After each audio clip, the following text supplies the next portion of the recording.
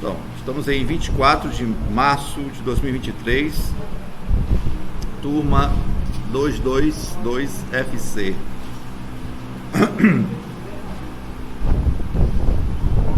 E hoje vamos encerrar o módulo 3 com o tema o ativismo arendiano. Eu peço que vocês acessem aí o material e a gente vai seguir o método de sempre, né? Ler, para quando tiver alguma dificuldade. Vocês estão conseguindo ouvir aí? Esse ventilador não tem potenciômetro não para reduzir a intensidade. É um pouco mais suave. De ligar faz um calor imenso aí, eu começo a passar mal. Bom, vamos lá.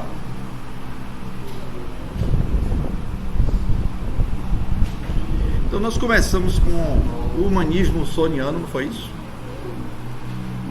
Passamos pelo vitalismo nietzschiano, todos ligados à crítica à ciência. Bom, é isso aí. O ativismo arendiano. Vamos prosseguir. Nas obras teóricas de Hannah Arendt, dizem até que o nome dela originário era Johanna, mas chama de Ana, é a Ana, né, como os judeus escrevem. Hannah Arendt, 1906, 1975, pra gente aqui, ela morreu cedo, é uma filósofa. Uma coisa rara na história da filosofia, né? Você vê mulheres filósofas. A chamada condição humana, ó galera, condição humana aqui está em itálico. Dica de redação: faça essa expressão aparecer no seu texto, que significa que ela é essencial, tá? A chamada condição humana é algo que integra duas formas de vida: a vita contemplativa e a vita ativa. Entenderam aí? Hannah Arendt não fala do ser humano, ela fala da condição humana. Ela não está disposta a definir uma essência do ser humano. Ela vai dizer que o ser humano é uma condição. Essa condição, e é interessante, ela é uma condição, como é que eu poderia dizer, bióptica, ou existem duas vidas envolvendo a condição humana, que ela chama de vida ativa e vida contemplativa. O interessante é ela colocar aqui a contemplação como uma forma de vida. Isso é importante aqui, é essencial, porque estamos aqui no plano da biologia, né? Então existe uma forma de vida contemplativa no homem e uma forma de vida ativa no homem, as duas atuando ali, né? E ela vai estudar muito de perto essa chamada forma de vida ativa, que ela chama de, ela usa em latim mesmo, vita activa. Então a vita ativa, por sua vez, integra três dimensões: a dimensão da reprodução laboral, ou labor, da atividade presa a processos naturais, em que o homem, enquanto animal laborans, apenas sobrevive. A segunda é a da produção trabalhista, o work, a atividade associada às obras de arte históricas, em que o homo faber mostra o que faz. E terceira dimensão, a dimensão da ação política, ou action, da atividade livre dos processos e dos trabalhos, em que o indivíduo pela palavra discursiva, mostra quem é. É uma ousadia minha tentar sintetizar em 4 linhas um objeto que já foi tese de doutorado, que é essa distinção que a Hannah Arendt faz entre label, work e action. O que é que ela está falando aqui? Que dentro da vida ativa do homem tem um nível de atividade, eu prefiro chamar de dimensão, que ela chama de dimensão do labor, ou labor, que ela não chama de trabalho. O que é o labor? Labor é toda atividade que tem um caráter circular na sua vida e que você exerce apenas para se manter vivo, apenas para existir. Por exemplo, comer e descomer. Quando eu falo descomer, vocês entendem, né? Beber e desbeber. Dormir e acordar. Sujar, limpar. Aqueles trabalhos domésticos, para sintetizar, que não evolui para lugar nenhum, eles são circulares, porque eles estão presos à chamada roda da vida. E a vida, ela se dá em ciclos, não é isso? Como ciclos da natureza. O que é a vida? É uma coisa que se dá entre um ponto da roda chamado nascimento e o outro ponto da roda chamado morte. A vida nem é o contrário da morte. A vida é o que se dá entre nascimento e morte. O contrário de morte é nascimento, né? É a roda, a vida é meio roda mesmo.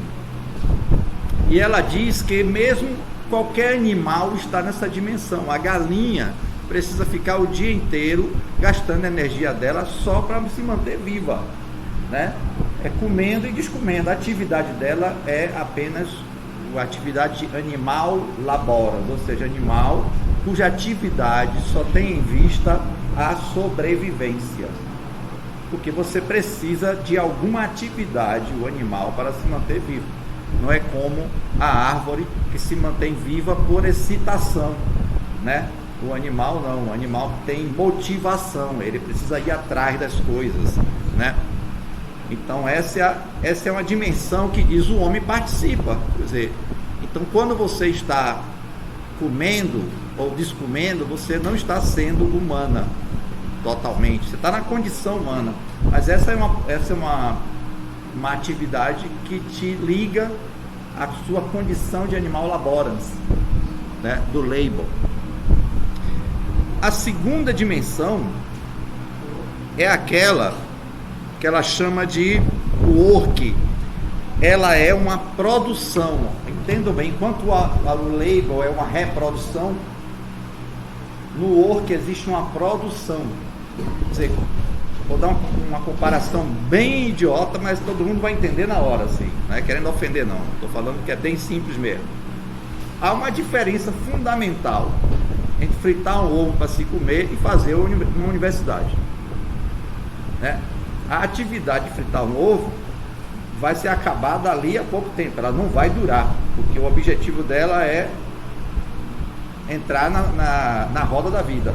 Vai ser comido, vai ser devolvido, vai ser comido. Mas quando você constrói uma universidade, você está construindo algo para durar. Então, por que ela é diferente de um ovo frito? Porque ela vai mudar o ambiente em que eu estou. Ela vai criar um mundo que é meu. Então, através do trabalho, o homem não sobrevive. Através do trabalho, o homem muda o meio ambiente. Sacaram essa? O homem sobrevive pelo labor, pelo labor. Se você morasse na floresta sozinho, você teria que praticar o labor ali. Mas como você é homem e você destrói floresta para construir parede, né? Você constrói catedral, você constrói pista, aí esse mundo urbano que você cria, essa produção que você cria, cultural, isso é o que se chama trabalho. Ficou claro aí? Então o trabalho é uma produção. Enquanto Exatamente. Porque a reprodução só é para você se manter vivo, porque só existem duas formas de você se manter vivo, irmão. Ou é você ser eterno, ou você gerar outro ser igual a você. Então a reprodução é a condição de seres que estão ligados à geração se estarem na vida, né? Os deuses não precisam da geração para se manter, porque eles são indivíduos que ficam ali eternos. Mas nós não somos deuses, nós somos humanos. Nós precisamos sobreviver pela geração. Então a reprodução é a maneira da gente se manter vivo quanto espécie. Então essa dimensão é do labor, não tem a ver com trabalho, tem a ver com o fato de existir como animal. Essas atividades existem na condição humana. Mas ela aponta para esse segundo nível, que retira o homem dessa condição do labor e cria um ambiente no qual a espécie humana se mostra mais, porque ela agora está mostrando o que ela pode fazer. Quando você vê uma cidade, uma arma, um sapato, uma roupa, tem um homem ali. Através do trabalho, um homem se mostra naquilo que ele faz. É interessante, né? Por isso que eu chamo a atenção aqui no texto. Pelo trabalho, o homem mostra o que faz. Mas existe um terceiro nível, que é o da Eisham, que é a dimensão da palavra. Se pelo trabalho o homem mostra o que faz, pela palavra o homem mostra o que é. Por isso que ela vai dizer que a dimensão da Eisham é mais reveladora da nossa humanidade do que a dimensão do trabalho. Porque uma coisa é você saber o que eu faço, né? Isso você pode saber pelos objetos que eu produzo. Mas outra coisa é você saber quem eu sou. Isso você só vai saber se você me ouvir. Se você me ouvir falar.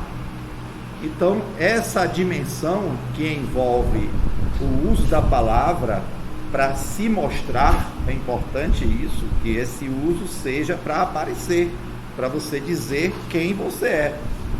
É o que ela vai chamar de dimensão da ação. E em outros livros ela simplesmente vai falar em ação política. Então, em Arendt, a dimensão da ação e a dimensão da política é a mesma coisa. O que é a política para Arendt? Basicamente é o uso da palavra para você mostrar quem é você, qual é a sua opinião. Por isso que tem que ter partidos diferentes mesmo, né? Porque as pessoas não pensam igual. Estão entendendo aí? Ah, mas esse território da ação é o mesmo território do trabalho? Não. Em geral, inclusive, para você ser um profissional da dimensão da ação, você não deve trabalhar. O território da ação é o território do ócio. Convenhamos que para você ter tempo de ficar conversando e para postar suas opiniões, você não está trabalhando. Aquilo ali é o tempo de ócio. Daí outra associação que Arendt faz. O território da política é o território do ócio. O político, por definição, não trabalha. Então é estranho você dizer que o político é ruim porque ele não está trabalhando, ele não deve trabalhar mesmo. Talvez os ruins sejamos que nós estamos trabalhando demais e a gente precise mais de política na nossa vida. É isso que Hannah Arendt advoga. Ela não acha que os políticos devem trabalhar, ela acha que os trabalhadores devem se politizar. Ou seja, a gente deve procurar mais ócio em nossa vida para ter mais tempo e deixar de mostrar apenas o que fazemos para poder mostrar quem somos. E isso só se faz usando a palavra como um instrumento de revelar almas. Essa é a terceira. Qual é a primeira dimensão da vida ativa? Labor, que é o que acontece em casa. Escravo, qualquer animal está nessa condição. Só existir. segundo é o work, e a terceira, que é essa aí, é a action, que é a ação. Labor, trabalho e ação. Vou pegar os três níveis. Gente, o texto está aqui bem resumido, né? Aparece aqui, embora tem 3 linhas, mas eu coloco inclusive palavras-chave. Por exemplo,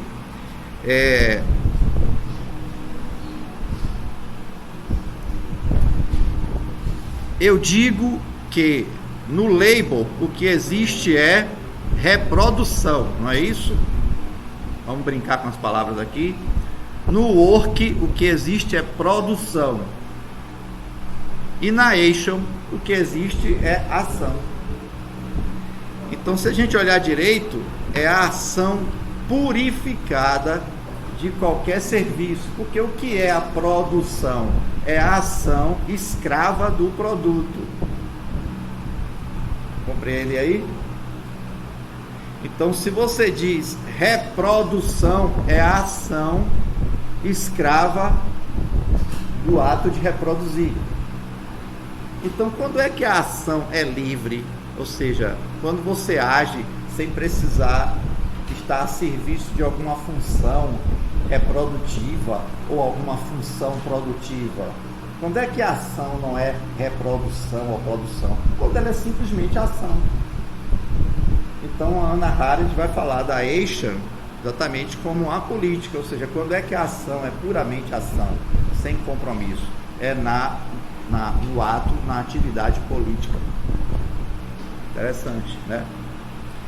Mas até agora eu não fiz nenhuma crítica à ciência, vocês estão vendo, né? Eu só estou aqui apresentando a perspectiva de Hannah Arendt. Alguém entendeu aí? Alguém entendeu? Se eu entendi. Eu estou perguntando porque você pode dizer a mesma coisa para os colegas que não entenderam. Alguém não entendeu?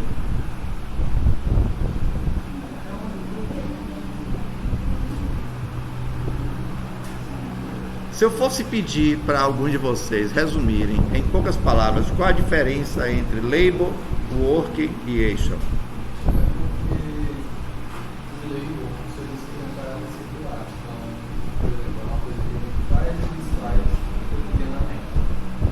Certo, o label faz e desfaz cotidianamente. Esse é o exemplo de comer e descomer, beber e beber. Aí tem o que é o trabalho, seria a produção, algo que meio que vai mudar meio ambiente. E a ação se caracteriza como purificada de qualquer serviço. Essa é realmente a pergunta. Exatamente.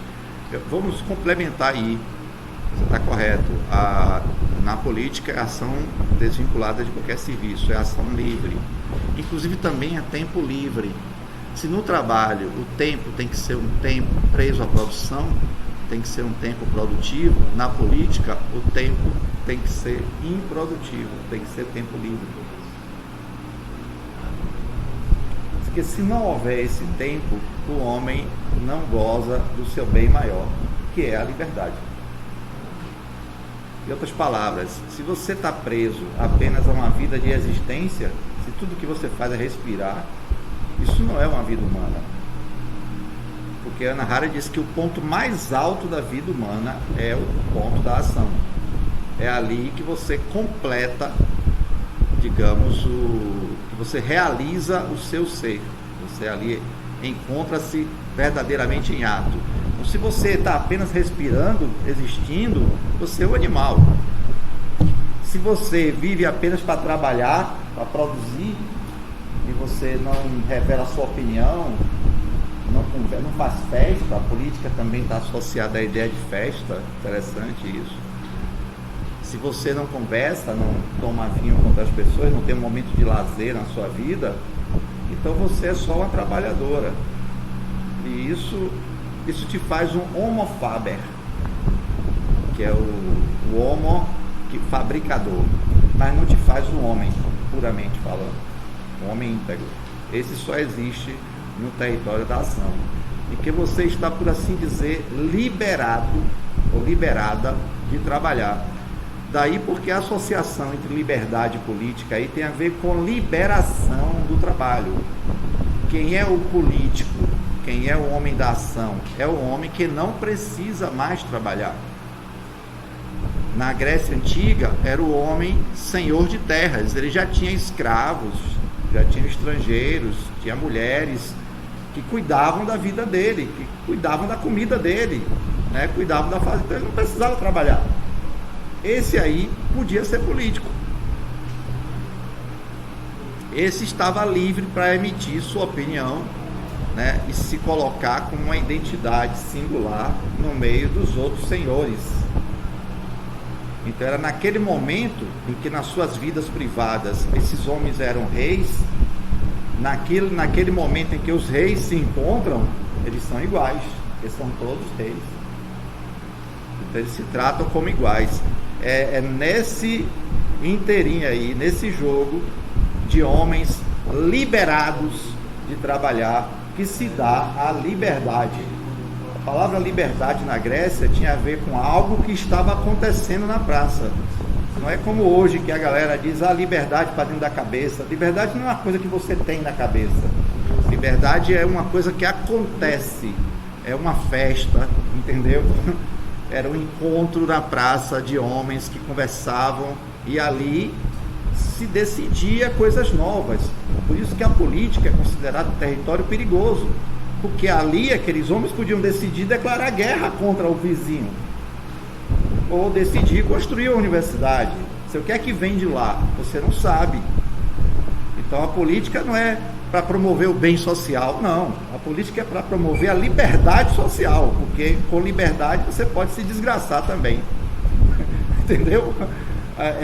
Por isso que política é perigoso. O território da política é o território da vulnerabilidade, né? A pior coisa pode ser eleita, né? A população não vota no que é mais verdadeiro ou justo, vota no que é mais sedutor. Isso pode acabar. Então, o que é que estou dizendo? A Hannah Arendt, ela vai dizer que essa dimensão da vulnerabilidade política, da palavra, é a dimensão propriamente humana. E que essa dimensão hoje se vê ameaçada pelo cientificismo moderno. E vamos lá, por quê? É sob esse contexto teórico em que a palavra processo designa automatismo determinado por leis de pura necessidade, sequência destituída de qualquer espontaneidade ou livre-arbítrio, que a autora acredita, com certa razão, dizer algo muito relevante quando define a cultura científica moderna como um processo. Olha, a palavra processo aparece aqui 2 vezes, grifada em itálico, e ela é essencial aqui. Processo significa movimento que não é livre. O movimento de um relógio é um processo. A caminhada que um ser humano faz na praia seria um processo? Talvez não, se você imaginar que existe ali o elemento do livre-arbítrio, e que você não segue um automatismo, uma sequência rígida, como se uma peça de dominó tivesse sempre sendo empurrada por o anterior e transmitindo sempre a força para a posterior. Isso é o processo, né? É uma sequência de acontecimentos. Ela diz que o que acontece na natureza é processo. Se a gente pensar direito, né? A vida e a morte, isso parece uma roda mesmo, né? Só que ela vai dizer que nós humanos inventamos um novo processo, que não é circular, mas ele é reto. E esse processo que nós inventamos chama-se ciência. Qual é o problema da ciência? É que se ninguém parar, ela anda sozinha. É isso que ele está tentando dizer. No caso dos processos naturais, a gente não precisa parar porque ele gira em torno de si mesmo, né? Você já conhece ele inteirinho, já sabe onde é que ele vai dar. Onde é que a vida vai dar? Na morte. Onde é que a morte vai dar? Na vida. Onde é que comer vai dar? No descomer. Descomer vai dar no quê? No comer. Vai se trocando. Mas no caso do processo científico, como ele é linear, feito uma equação de primeiro grau, você não sabe onde ele vai parar.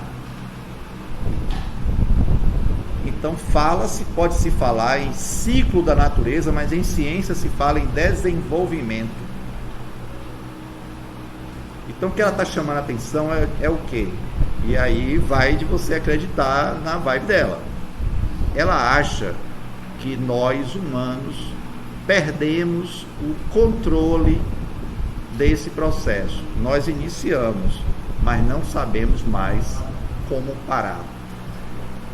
E qual é a tese e por que ela justifica isso? Ela diz, é que o desenvolvimento do processo científico afetou tanto o instrumento que o homem usa para interromper, que é a palavra, que hoje o homem se vê sem palavras suficientes para poder deter o processo científico. É porque a ciência, por assim dizer, ela devora palavras e transforma-as em números. E o homem não fala com números. A política não se faz com números, a política se faz com palavras. E como hoje faltam palavras para definir muitos conceitos científicos, que só podem ser expressos por algoritmos, então o político perde o controle sobre esses processos científicos que se desenvolvem no plano do algoritmo, sozinhos, sem que os políticos saibam sobre o que está lidando, porque ele não tem nome para dar. A ciência trabalha com algoritmos, com uma linguagem matemática. As palavras atrapalham a ciência. É muito mais eficiente para a ciência trabalhar com números e fórmulas.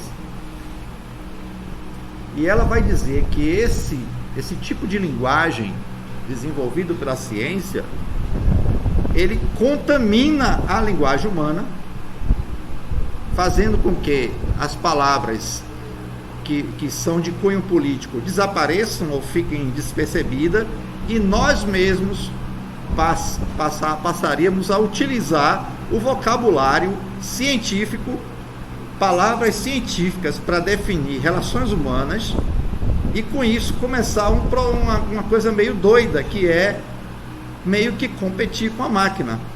Ou seja, porque acaba que nós falamos a mesma linguagem da máquina, como se a máquina estivesse impondo a você um certo modo de falar. E com isso ela impõe um ritmo. O ritmo da linguagem de máquina é muito mais rápido. Então, essa impaciência que nós temos hoje de responder os recados, isso talvez fosse um contágio que a linguagem humana, que é a linguagem da palavra, né, tem com os nossos sentimentos. O que me chama a atenção é que, estudando linguística, você descobre que, de fato, o elemento mais humano da palavra são as vogais. E que as consoantes, repare que elas nem soam, elas são consoantes. Só devem soar se tiver uma vogal ali junto. Então, uma língua sem vogais, ela não seria falada. E o que a gente nota de fato é que as linguagens rápidas aí tiram as vogais das palavras todas. Beleza é belezer, você é VC. Estamos escrevendo a linguagem só de consoantes.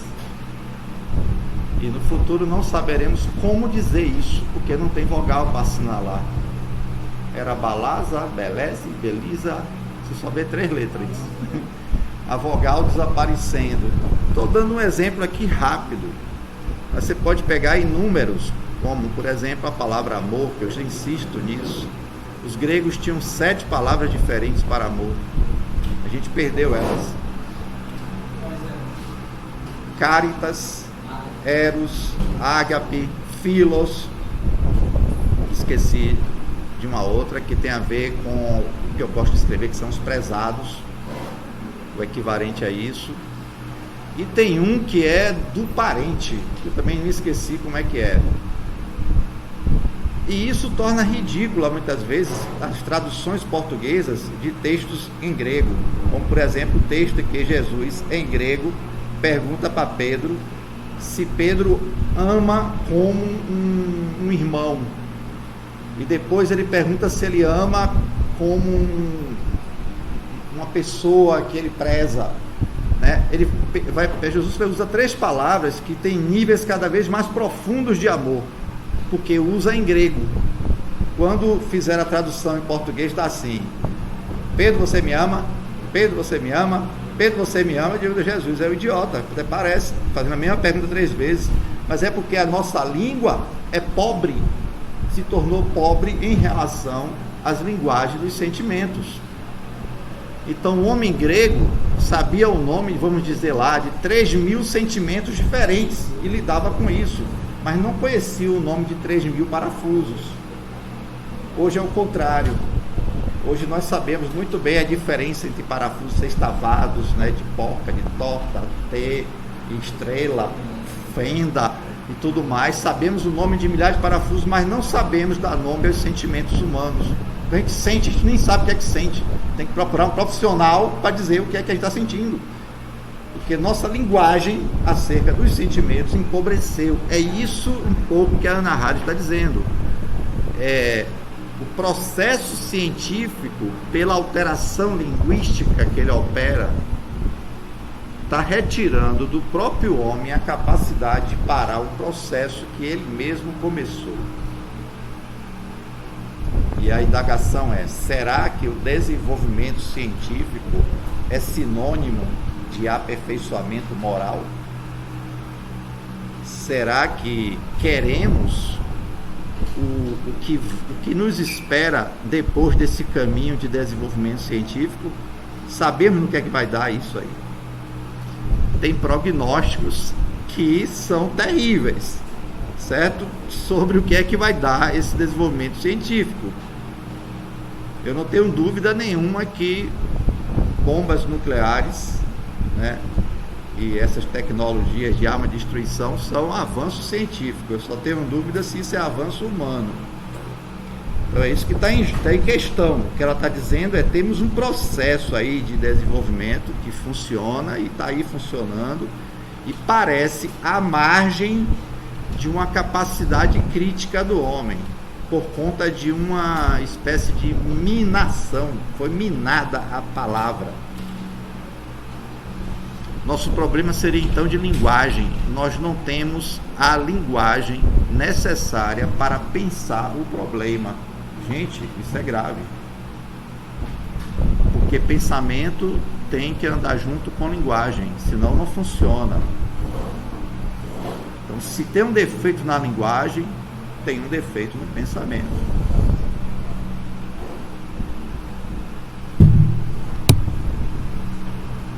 Então, prosseguindo, esse processo científico teria se agigantado ao ponto de sufocar as dimensões do trabalho e da política.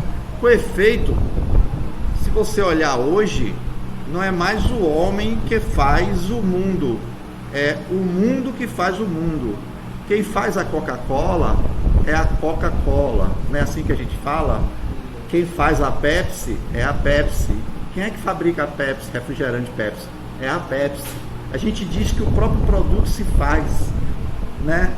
A Nike faz a Nike. Então isso faz com que o próprio mundo se faça sozinho e retire do homem a dimensão do trabalho. Você pode dizer que é o processo de automação das máquinas, né? As máquinas se fazendo automaticamente. E a gente usa essa linguagem, né?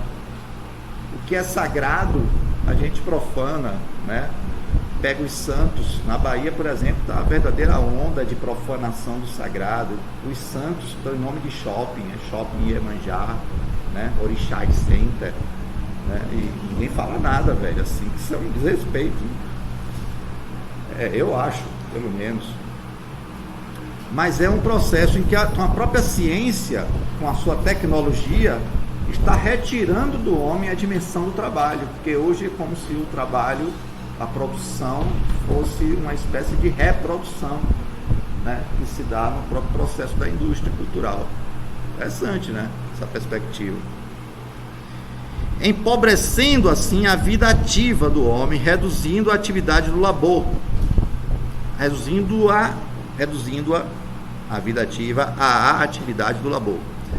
Assim, o labor científico moderno, do qual a algebrização ou algoritmização da natureza seria um importante paradigma, se atrelaria tanto à crescente automação da produção sufocadora da criatividade artesanal, enquanto possibilidade humana do mostrar o que faz, quanto à crescente matematização da linguagem sufocadora da palavra discursiva, enquanto possibilidade humana do mostrar quem é.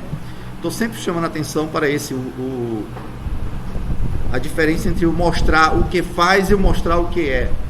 A ciência estaria retirando do homem essas duas capacidades de se mostrar.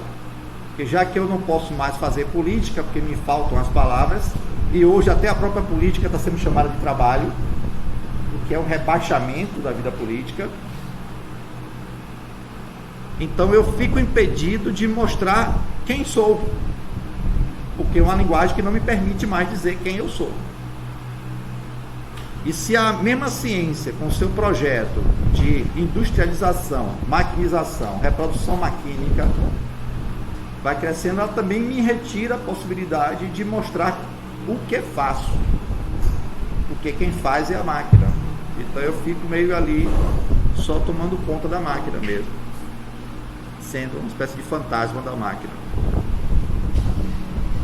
Segundo Arendt, na medida em que tal processo científico avança, vai se tornando cada vez mais difícil devolver ao Homo faber o controle da sua produção, ou traduzir em palavras discursivas os símbolos matemáticos da linguagem, ao ponto de se poder afirmar que, em alguns casos, essa devolução ou tradução se tornou impossível, sendo, portanto, irreversível o dano desencadeado pela cultura científica na vida ativa do homem moderno. Então, repare que ela está preocupada muito com a atividade humana, especificamente a atividade da ação, que é o que ela acha que é a coisa mais dolorosa que a ciência fez, retirar do homem a capacidade de ser livre. Por exemplo, ser livre aí não é um papo de rebelde, não. Ser livre é no sentido de dizer, se nós estamos o tempo inteiro usando a linguagem de máquina, do trabalho de máquina, um paradoxo se firma aqui agora. As máquinas vieram para nos trazer ócio, para fazer o trabalho em nosso lugar. As máquinas vieram para ser as nossas escravas. Correto? Então, a gente devia se sentir muito menos cansado do que sentimos. Então, por que, com tantas máquinas fazendo o nosso trabalho, nós reclamamos de cansaço? A resposta que a Hannah Arendt dá, acompanhada pelo Lafargue, é essa: é que estamos utilizando a linguagem da máquina. Estamos, por assim dizer, fazendo o jogo dela, correndo no mesmo ritmo que ela, por assim dizer, competindo, né? E é o que eu vejo quando você, por exemplo, acaba de receber o seu último celular de ponta, mas já está de olho na próxima versão. Isso é tentar competir, né? Criar uma obsolescência programada na máquina e na própria vida. Você acaba fazendo isso consigo próprio. Então essa é a reflexão, gente, que eu gostaria de levar para vocês. Abaixo temos um exercício que deve ser feito, que certamente tem o mesmo tema aqui da aula de hoje, que é o ativismo arendiano. E a gente para aqui para não ficar um vídeo